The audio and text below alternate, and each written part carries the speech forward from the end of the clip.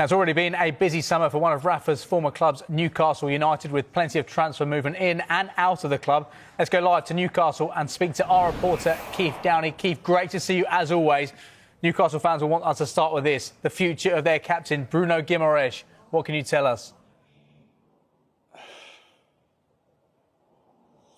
Yeah, James, thanks very much. Welcome to the quayside here at Newcastle, where I have to say every Newcastle fan that I've walked past, that is the one question on their lips. What is happening with Bruno right now? And that is because the news broke just less than 48 hours ago that Bruno Guimarães has asked Newcastle about the possibility of leaving the club and exploring a move to Arsenal. Now, the thing that makes this confusing, I think perplexing for Newcastle United, is that they have had no direct contact from Arsenal at all regarding the availability of Bruno Guimarães. No contact, no bid, no nothing, but there has been contact made with Newcastle through intermediaries. So, of course, Bruno Guimarães has got a super agent working for him right now. My understanding, James, of the situation is that Bruno himself has spoken to the club and indicated that he would be keen to explore a potential move to Arsenal if it were there,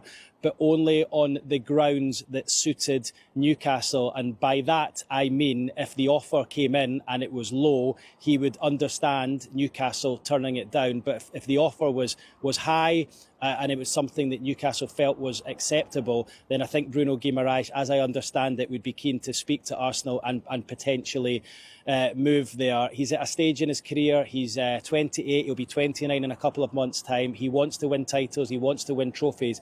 And he's probably looking at it and thinking that's not going to happen here at Newcastle, hence why he would be keen on that move to Arsenal. But as I say, there has to be contact and a concrete bid from Arsenal to Newcastle, and that has not materialised so far. This is what the fans think.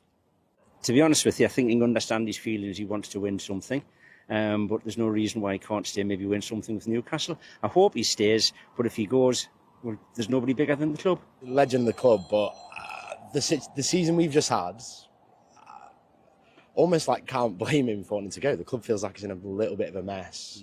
We're starting to sign players, but I don't know, it's one of them. I want him to stay, obviously, but I can't blame him for what's going on. It's not great. The uncertainty in what's going on, I would like him to stay.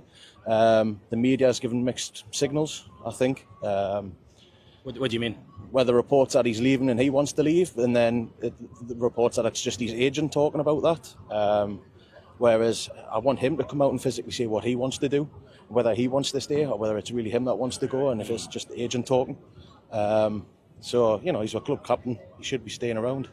The club should be putting their foot down and saying we want you to stay. Yeah, well, I think Bruno's just going to do right by himself and his family. I mean, who wouldn't? Arsenal are going to come in and obviously they've got bigger wages and we're not ready to compete at that level yet.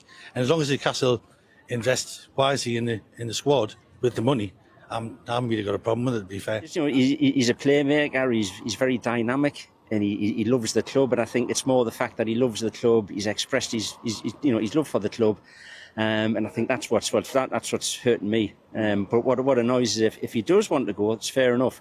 But why sell him to a competition? Why not sell him overseas? Keith, talk to us about the direction of the club this summer. Already we've seen a clear shift in the transfer policy, it seems.